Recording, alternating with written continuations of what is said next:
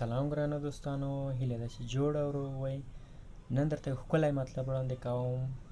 هغه داسې دی چې د پاکستان او د افغانستان په ځینو سیمو کې کله چې مړی وشي نو خلک ورباندې ګډاګانې، پایکوبي یا رقص کوي. نو راځئ مطلب وګورئ، هیله ده چې خوښ مو شي. درنو لیدونکو، تر اوسه به مو یا ډېر کم اورېدلی وي او یا به مو هېڅ اورېدلی نه وي کله چې په یوه سیمه کې مړی وشي نو خلک ورباندې ګډېږي. په افغانستان او پاکستان کې لا تر اوسه هم داسې سیمې شته دي. داسې سیمې دي چې هلته خلک کله چې په سیمه کې یا په کور کې مړی وشي نو تر 3 یا 4 ورځو ورباندې ګډېږي او وروسته یې بیا خاورو ته سپاري.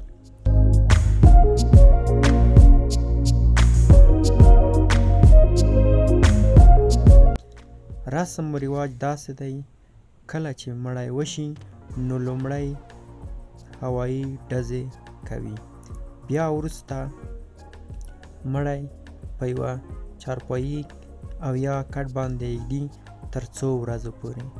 نو ډېرې روپۍ او پیسې خلک راټولوي تر څو مال یا هم همدارنګه حیوانات ورباندې واخلي تر څو خیراتونه وکړي. او خلک چې ښځې او نران دي 4 ورځې په د مړي چار چاپیر باندې ګډا او ګډېږي. دغه ویډیو چې تاسو ګورئ دا د پاکستان د خیبر پښتونخوا د چترال د کالاش سیمه ده. دلته همدغه رواج ترسره کیږي، یعنی کله چې مړی وشي نو نران وځي، هوایي ډزې کوي، ښځې ورسره نور د کلي خلک د همدې مړي چارچاپیر راټولیږي او په ګډا شروع کوي. بیا وروسته خلک پیسې راټولوي چې مقدار یې تر $100 رسیږي که چیرې په ډالرو واړول شي. په همدې پیسو باندې ورباندې حیوانات خلي، په هغې باندې خیراتونه کوي.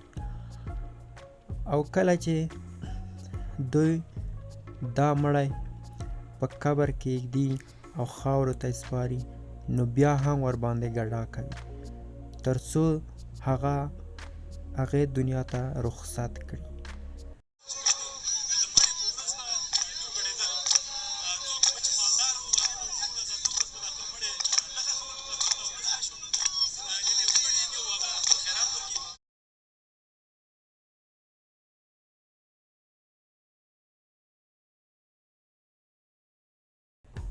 دا رواجونه تر اوسه هم د افغانستان په وانچ او په یوه بله سیمه ده چې د کونړ ولایت یوه سیمه ده، په هغې کې تر اوسه پورې همدغه رسم رواجونه ترسره کیږي. نو ډېره جالبه ده دوستانو که چیرې خپله سړی د دې څخه دیدن وکړي او وویني چې څنګه ترسره کیږي او په کومو طریقو او د کومه وخته دا رواجونه ترسره کیږي. نو ډېره جالب خبره او جالب مطلب دی.